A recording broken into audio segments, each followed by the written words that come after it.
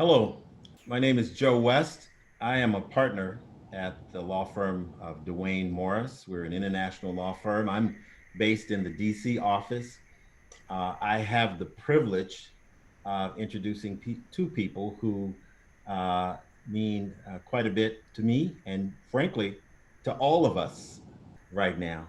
Um, in this election season, it's critically important that we hear from really important people and important voices so that they can inform this process, this very important process that we're involved in right now. So, I first want to introduce the executive director of the Lawyers Committee for Civil Rights Under Law. I have the privilege of serving on the board of directors and the executive committee of the Lawyers Committee, and I cannot tell you how proud I am to be a part of this organization that is led in such an amazing fashion by Kristen Clarke. Kristen, good evening. Good evening. And tonight, Kristen will be having a conversation with someone I've known for 25 plus years as a friend, as a client, and as a brother, someone I love dearly and for whom I have the utmost respect, and who I hope that you will enjoy hearing from. And that is my friend, Mr. Laurence J. Fishburne. Fish, how are you, my brother? Hey, Joseph. I'm well. Thank you for inviting me to this, and lovely to see you, my dear. All right. And Great. with that, I will turn things over to Kristen and Laurence and enjoy the discussion. All right. Thank you, Joe. Well, first, it is an honor and a privilege to be with the amazing Laurence Fishburne to talk about voting rights and all that we need to do in this home stretch of the 2020 election season. I just want to thank you for being such an inspiring figure on the big screen.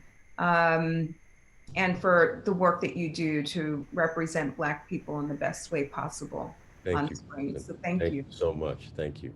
So we're here to talk about voting. We've got Yes. just about 7 days to go.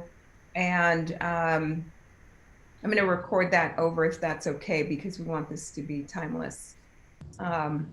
So we are in the home stretch to Election Day.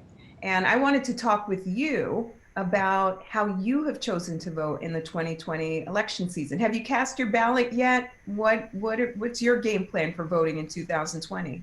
Well, as a matter of fact, I have cast my ballot. As you can see here, it says I voted. This little sticker came with my mail-in ballot, which I received I'm going to say about a month ago, maybe. I reside in California. I am a registered voter in the state of California. Um, I cast my ballot, I would say, about 3 weeks ago. So, right at the end of September, beginning of October. Um, and it was a very, very simple, very easy process. One that I actually enjoyed and might even might even do it in the future. And if I'm not mistaken, you didn't have to request your ballot because your governor affirmatively mailed an absentee ballot to all actively registered voters. Yes, I believe that was what Governor Newsom did. Although I do recall uh, requesting one. I did say to my assistant, "We need to get my ballot here Just by in mail. case. I wanna vote by mail." So I was deliberate and intentional about voting by mail this year. Mm-hmm. Yeah. And so the ballot came, and what did you do? How long did it take you to kind of work your way through the ballot?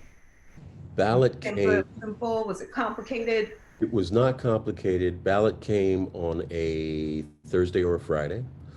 I took the weekend and kind of perused it a little bit. And then the Monday, yes, it was, I think I cast it on Tuesday. So Tuesday I worked that morning. I came to my office after I got off of work. I sat with the ballot for about an hour. So with the weekend and the day that I spent looking at it, you know, looking at it, in detail, I spent about 2 days with it. And I voted on everything that was on the ballot, which I can't say that I've always done, but I decided that this year I would do that.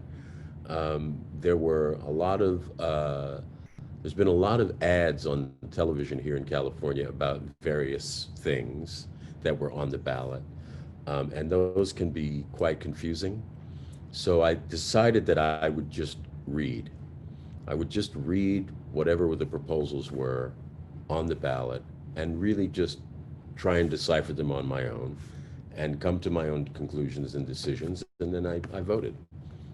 It's kind of one of the beautiful things about vote by mail. You can actually take your time to really work through all those ballot initiatives and races that appear as as you work your way down the ballot. I know that some people will go to a polling site and feel very rushed having to make decisions about, who should I vote for for my school board race. I didn't come kind of prepared for that one, or what does this ballot initiative mean?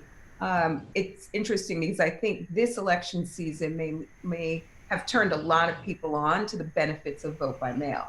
Absolutely. I think voting in person is a wonderful experience, as I've done that several times. Um, but voting by mail was wonderful for just the reasons that you described. When you're standing in line and you're waiting for however long you're required to wait, it can feel you can feel a lot of pressure of having to, kind of get through it very quickly and, just voting on the big event, the big decision, the big contest, if you will.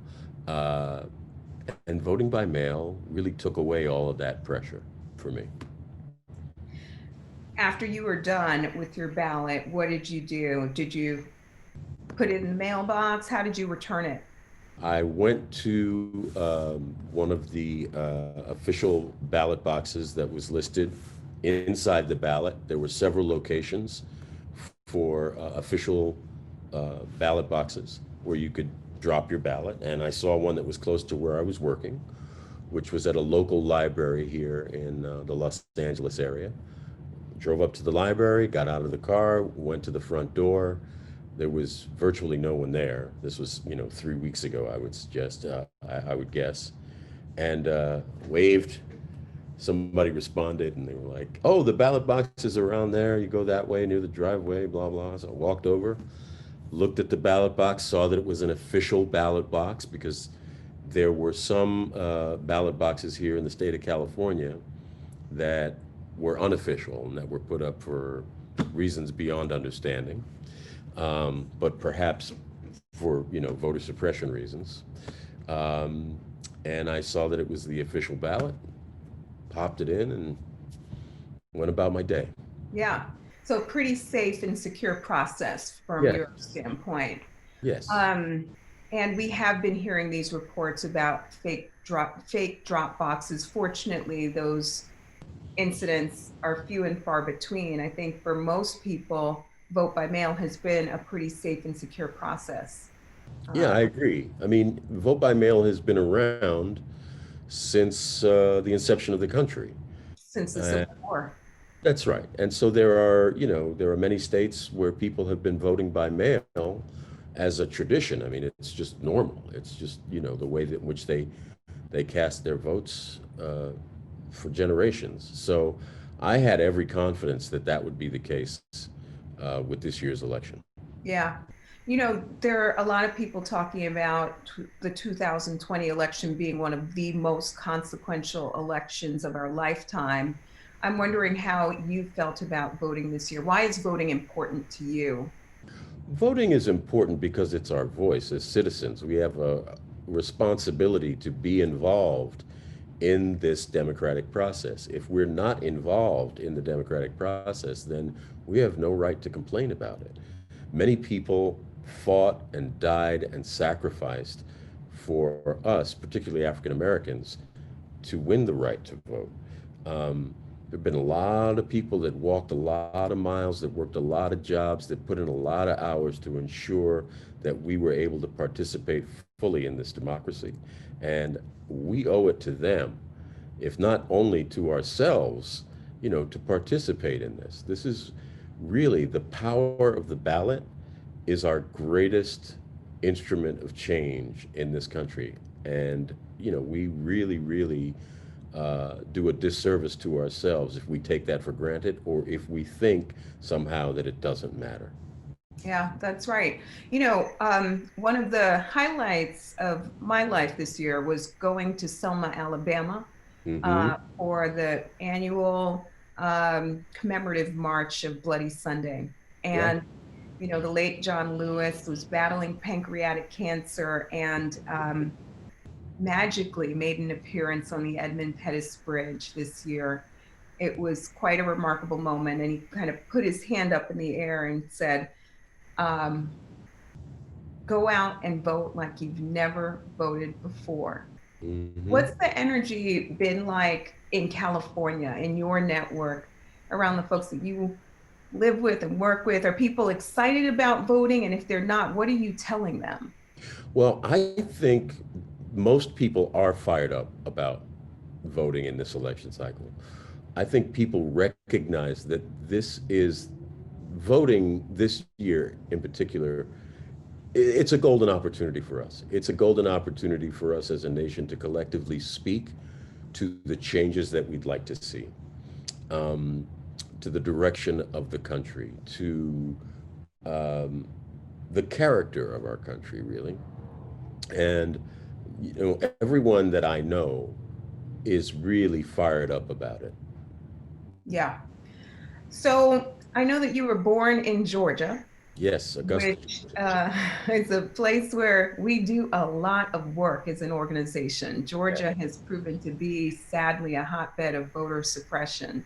Mm-hmm. Everything from purging of the registration rolls to moving polling sites to hostile locations like Macon, Bibb County, Georgia, where officials a few years ago sought to move a polling site from a majority Black school to a local sheriff's office. Mm-hmm. Um, we do a lot of work at the Lawyers Committee to make sure that we're beating back those voter suppression efforts, and a lot of work to make sure that everyone can have voice in our democracy. But I feel like in this home stretch, one of the things that we have to be on high alert for are people and forces who try to discourage us from voting. Absolutely. Um, I'm curious to hear whether you've heard about disinformation campaigns or efforts to silence or suppress voters. Well, I'll tell you, I have, and in response to that, I was blessed enough to be asked to do a small sort of PSA that really addressed those kind of issues, voter suppression, intimidation, etc., uh, by Reverend Barber. I'm sure you're familiar with Reverend Barber. I did a small sort of PSA with him for his Poor People's Campaign. Uh, and evidently, he and his organization were able to, in North Carolina, get people registered on the same day and get people to vote on the same day, which was a huge victory for them. Um, and I recognize the importance of all of this because many years ago, my friend Joe West, who introduced us to each other, uh, talks about this often. I was fortunate enough to portray the late Justice Thurgood Marshall in a one-man show. And one of the themes of that show was voter suppression, gerrymandering, and the various mechanisms which are, employed to suppress, the vote, particularly in the African American community and communities of color and poorer communities. So I recognize the importance of this, which is why I was happy to take the time to talk with you today about all of this, because it's really important. People need to know that their voices count and that the vote is the way in which we make our voices heard. And it's really important that we not be discouraged Exactly. um, by moving polling places or, purging or any of these, you know, things that mysteriously and suddenly happen. One of the things I was really inspired to hear and got me fired up was the work that people like LeBron James are doing and work that the NBA is doing by turning uh, the sporting arena venues into polling places, for example. I think that's one of the most effective things that's being done to ensure that people can turn out, when they turn out, that they have a place to go and Yeah, cast a ballot. particularly where there's social distancing. Yeah, we're really excited to partner with LeBron James and his More Than a Vote effort. Hmm. And, just kind of wrapping this piece up, I think that in this home stretch, it's Hmm. really important that people be skeptical about information that may come their way by way of email or show up on their social media feeds or phone calls that come from unknown sources that are imparting inaccurate information. Anything that feels like it's intended to cause hysteria is probably false information. Sure. Anything that makes you second guess your right to vote is probably designed to do just that. It's designed to make you second guess whether or not you have the right to vote. Exactly. And so some people say, what do you do if you're not sure about?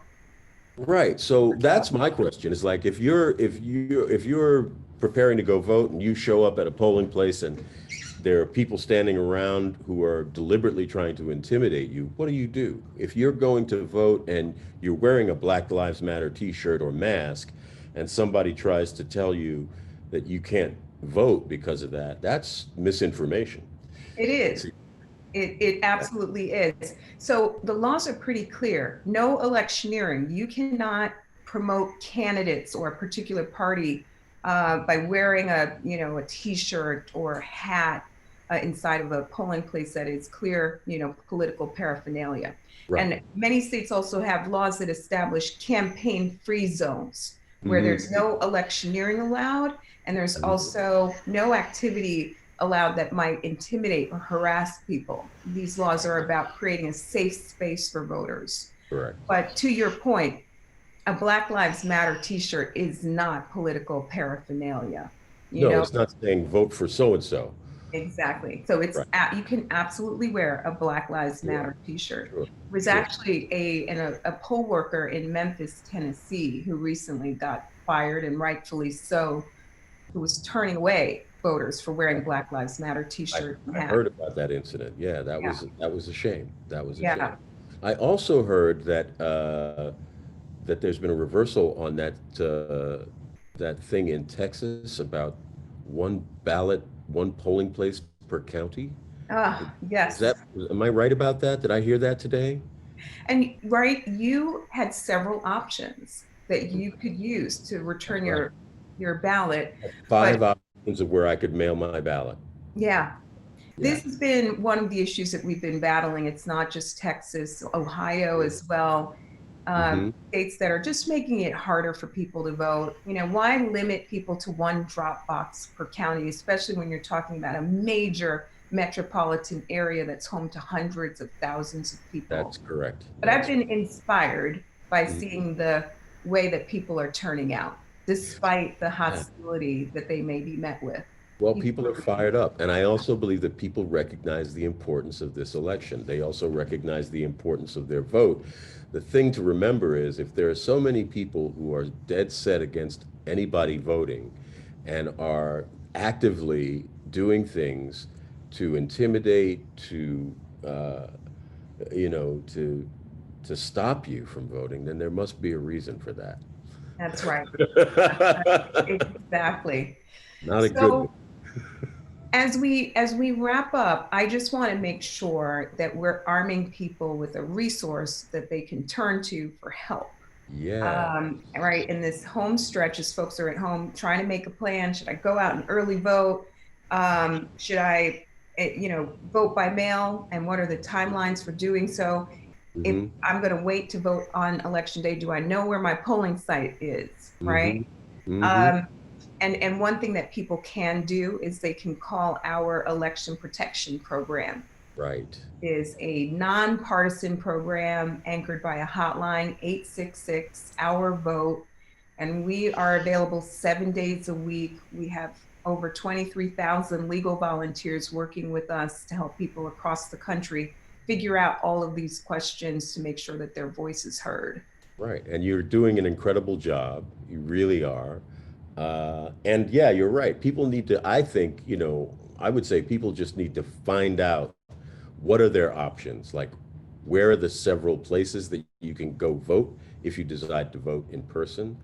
And also, don't wait until November 3rd. I would tell people, don't wait. You can go vote now and get it done, and you'll be doing yourself a service and the community because with the whole COVID situation, if you're there earlier, you're not standing in line with so many people and you're not risking infecting anybody or getting infected by anybody. That's right. So that I think that was part of the reason I chose to vote early.